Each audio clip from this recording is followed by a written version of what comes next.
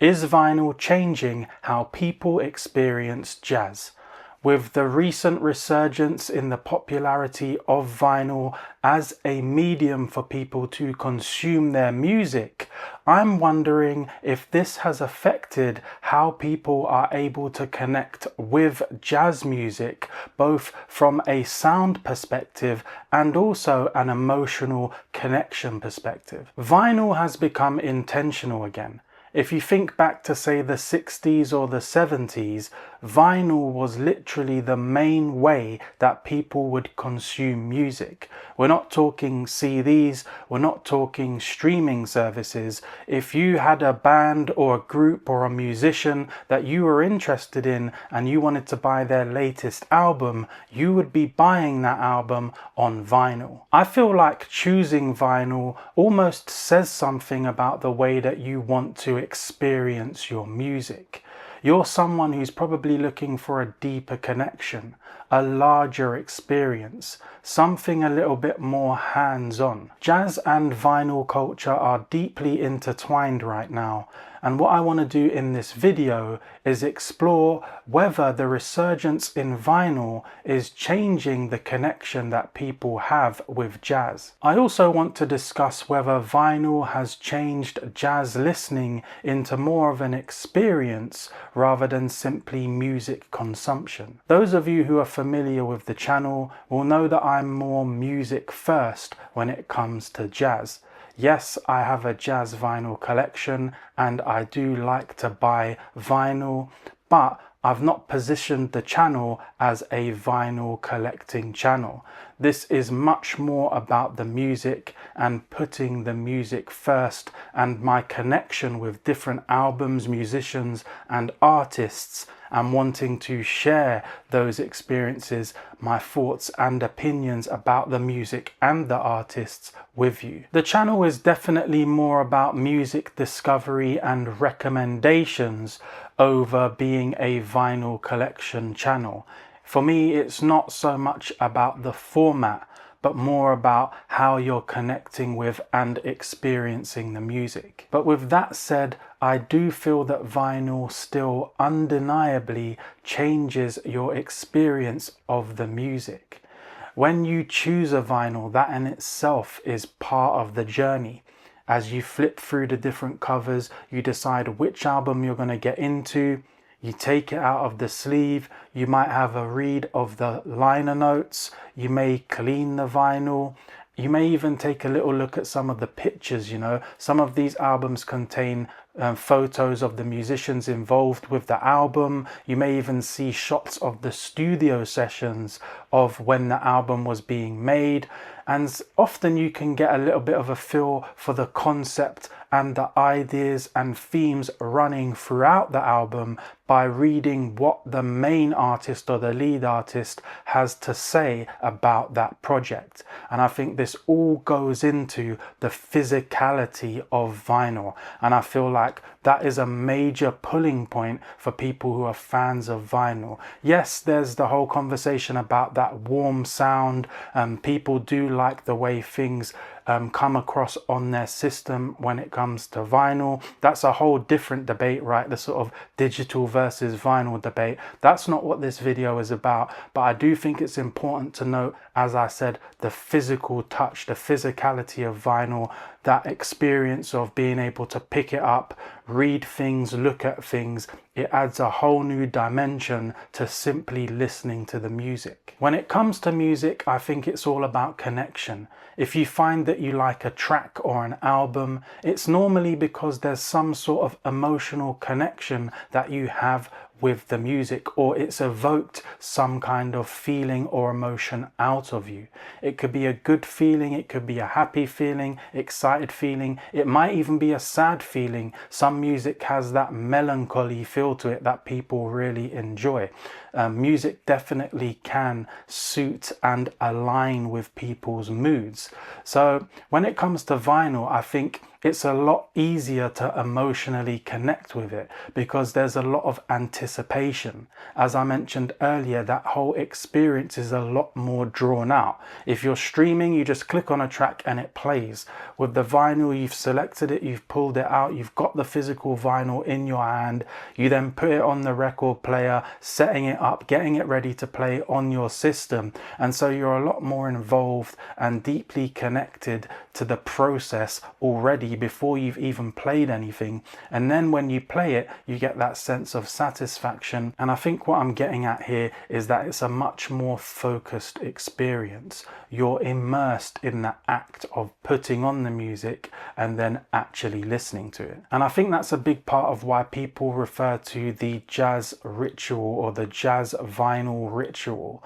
It's this process that you're going through, this ritual that you're going through as you take the music in. Let me know what you think. Is vinyl actually a deeper experience, or is the ritual just convincing us that we're connecting with the music more deeply? Now I want to explore how different formats can shape behavior and attention. Starting with streaming, for example, it is something that gives you speed and convenience. You can get the app on your phone. For example, let's just use Spotify as an example. You could pull the app on your phone, on your tablet.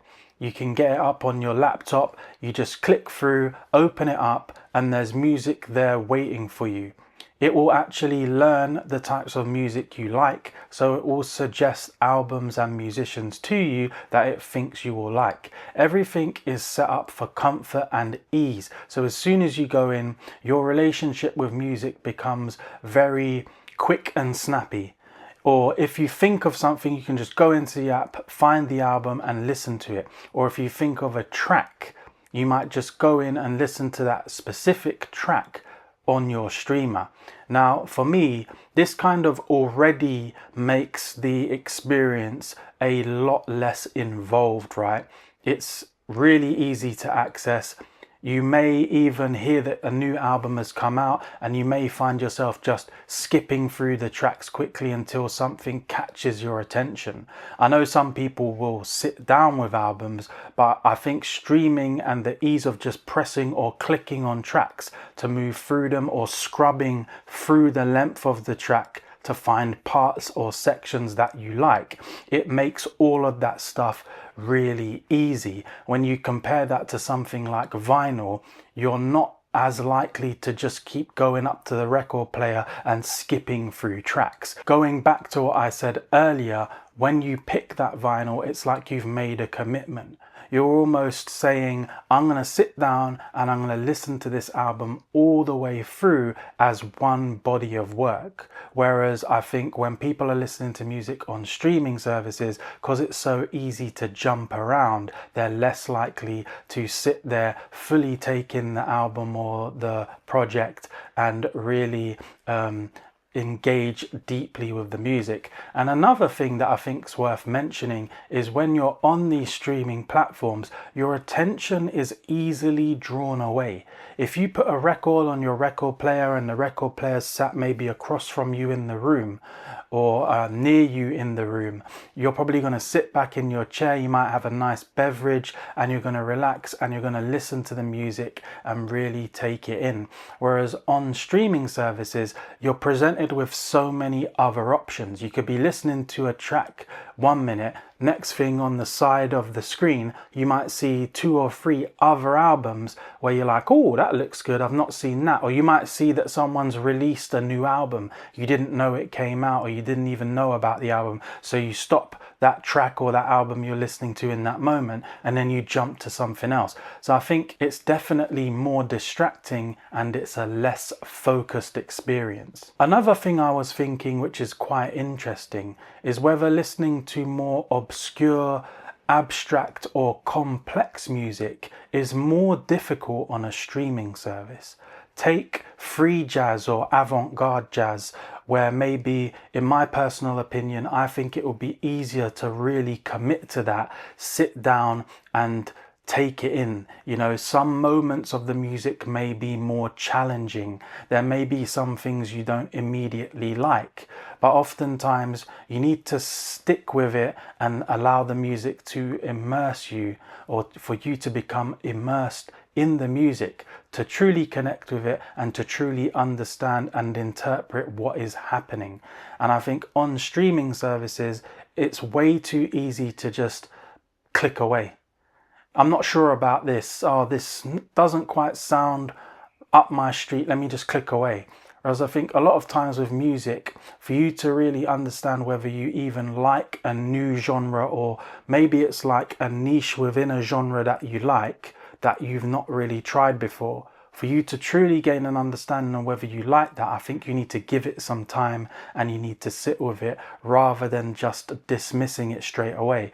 If you're playing that music on a vinyl, you're probably more likely to stick with it and listen through. Whereas on a streaming service, I think another option's probably just popped up right in front of you and you're just going to click away. And what I think this really boils down to is that streaming encourages exploration and vinyl encourages commitment. Now I want to explore jazz as an identity, an aesthetic, and a cultural symbol. Jazz has become strongly connected to aesthetics, to a lifestyle, to an atmosphere. Just to give a few examples, near me we have a vinyl bar where you can go in and you can pick a jazz vinyl, you can play the vinyl in the bar, and then you can also buy a beer and sit down and have a talk with friends and family if you like. Vinyl bars, that's part of the culture. I know in Japan you have jazz bars where you can go in, similarly, you know, pick out some jazz vinyl, play it, and then hang out. You've got sort of cafe culture, right? A lot of jazz music's played in cafes, and I just think that jazz has become much more than just music. It's almost something that people would attribute to their lifestyle and to their identity. I think this also comes across a lot when you explore content related to jazz music on platforms like Instagram and TikTok.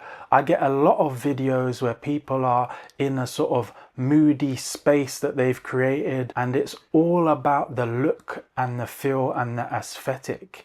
And I think that on these platforms like Instagram and TikTok is coming closer and closer to matching the actual importance of the music. For me, I'm all about the actual music. I love jazz music. It's not really about the aesthetic and the look for me.